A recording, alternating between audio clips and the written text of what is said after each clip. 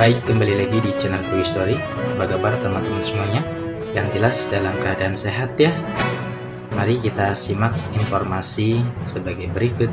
Said sebut surat Menpan RB dan PKN membunuh karakter K2.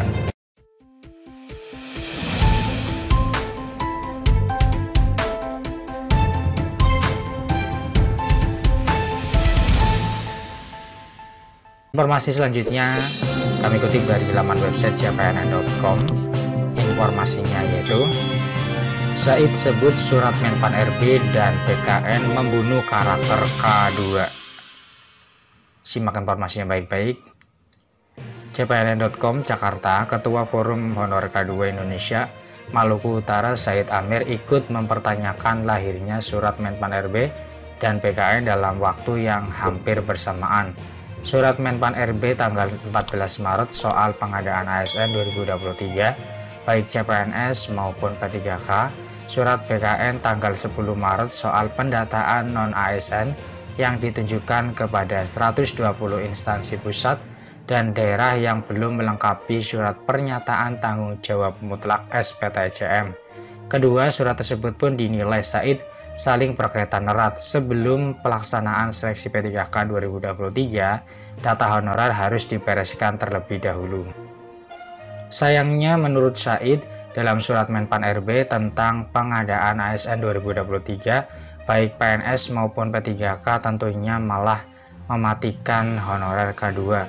Memang dibuka formasi CPNS dan P3K, tetapi formasinya dibatasi. Pemerintah masih fokus kepada guru dan tenaga kesehatan, tenaga teknis belum diprioritaskan, kata Said kepada cpnn.com Minggu 19 Maret 2023. Dia juga menilai Menpan RB Azwar Anas gagal fokus menyelesaikan honorer K2, sumber daya alam yang masuk database PKN pusat dan selalu membuat gaduh, bahkan cari panggung menghadapi pemilu 2024. Pemda-pemda pun menurut Said setengah hati dalam penyusunan data honorer. Itu karena para bupati, wali kota, dan gubernur dilematis untuk mengusulkan formasi P3K sebanyak-banyaknya. Pemda takut keluar uang banyak. P3K itu kan program pusat, ucap dia. Said berpendapat apa yang dilakukan pemerintah saat ini semuanya mengarah pada kepentingan politik 2024. Janji-janji yang diucapkan Menpan RB Azwar Anas dalam berbagai kesempatan seperti memberikan angin segar kepada honorer K2. Nyatanya regulasi yang dibuatnya membunuh honorer K2. Semua regulasi PHP honorer K2 sudah kenyang dengan janji pemerintah. Apalagi banyak kepala daerah cari panggung menghadapi pilkada serentak tahun 2024. Tuturnya, dia mengingatkan honorer K2 untuk hati-hati menghadapi janji-janji para politikus busuk. Ketika butuh suara teriak-teriak membela kepentingan wong cilik, begitu sudah terpilih lupa honorer K2. Mereka menikmati kehidupan mewah, honorer hidup dalam kesengsaraan, pungkas Said Amir. Demikian informasi yang bisa kami share, semoga bermanfaat. Tetap semangat dan optimis, selalu berpikir positif. Terima kasih atas perhatiannya, see you next time. Assalamualaikum warahmatullahi wabarakatuh. Baik, kembali lagi di channel The Quick Story. Pada kesempatan kali ini kita akan memberikan informasi update, informasi terbaru seputar tenaga honorer. Informasi ini kami kutip dari laman website bandungraya.com. Informasinya yaitu honorer tak diberhentikan, tak ada PHK, juga tidak membebani anggaran negara. Menpan RB siap angkat jadi PNS. Simak informasinya baik-baik. Lengkongayobandung.com. Formula penyelesaian permasalahan honorer terus digodok pemerintah demi menentukan nasib pegawai non-ASN di masa depan. Apalagi saat ini menjelang isu penghapusan status honorer, pemerintah kini sedang gencar-gencarnya mencari solusi dan opsi terbaik untuk penyelesaian tenaga non-ASN tersebut. Beberapa opsi penyelesaian honorer sudah ada dan sudah disiapkan pemerintah melalui Menteri Pendayagunaan Aparatur Negara dan Reformasi Birokrasi PAN-RB. Namun pihaknya terus mengkaji lebih dalam demi menemukan titik terang, jalan tengah, dan opsi terbaik terkait permasalahan tenaga honorer agar saling menguntungkan semua pihak. Menteri Anas membenarkan bahwa Pihaknya akan menghindari kebijakan pemberhentian massal atau PHK kepada tenaga honorer ketika penghapusan tenaga non-ASN di November 2023 tiba. Presiden Jokowi berpesan kepada Anas agar mengkaji dengan lebih teliti untuk memutuskan solusi permasalahan honorer yang akan berpengaruh pada 2,3 juta pegawai di beberapa daerah instansi pemerintahan. Anas menegaskan bahwa honorer bukan diberhentikan, bahkan tidak ada rencana pemberhentian di November 2023 nanti.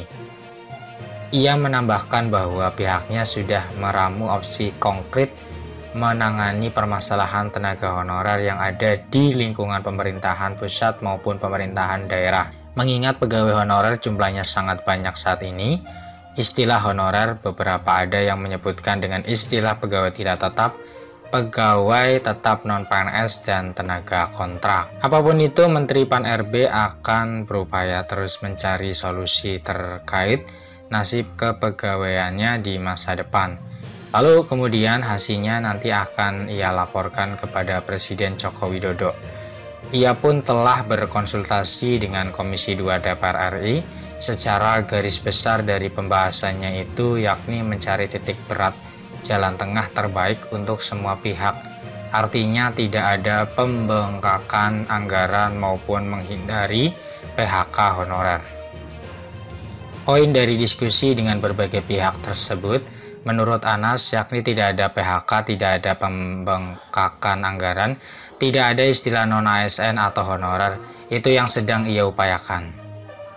Lantas apakah honorer akan langsung diangkat menjadi PNS? Hal itu pun tidak dimungkinkan oleh Menteri Anas lantaran akan sangat membebani anggaran dan mengalami pembengkakan. Dalam kesempatan yang berbeda, Anas pernah menyampaikan bahwa tenaga pendidikan dan kesehatan yang masih berstatus sebagai pegawai honorer akan menjadi prioritas dalam penanganannya oleh pemerintah di 2022 sampai 2023. Honorer tenaga kesehatan dan pendidikan tersebut akan diberikan ruang untuk mengikuti seleksi CASN yang diantaranya untuk formasi calon pegawai negeri sipil CPNS ataupun pegawai pemerintah dengan perjanjian kerja P3K. Bahkan ia meyakinkan bahwa saat ini program pengangkatan tersebut sudah berjalan dan sesuai dengan prioritas pendidikan maupun kesehatan. Itu merupakan salah satu upaya langkah konkret solusi honorer menurutnya. Sebanyak 700.000 formasi sudah disiapkan pemerintah demi mengisi kekosongan tenaga honorer kesehatan maupun pendidikan pada saat itu. Akan tetapi yang diusulkan oleh pemerintah daerah hanya sebanyak 400.000 orang. Kedepan ia berharap agar pemerintah daerah bisa mengusulkan formasi P3K untuk tenaga pendidikan dan tenaga kesehatan. Di tahun 2024 pun Anas sudah menyiapkan formasi yang jumlahnya lebih banyak dari tahun sebelumnya. Ada total 1 juta formasi yang disiapkan untuk menjadi CASN di 2024. Rencananya Menteri Pan-RB tersebut akan mengumpulkan beberapa bupati dan wali kota di seluruh Indonesia agar menemukan opsi terbaik jalan keluar nasib honorer. Karena menurutnya peran honorer ikut memberikan andil dalam pelayanan publik dan administrasi pemerintah.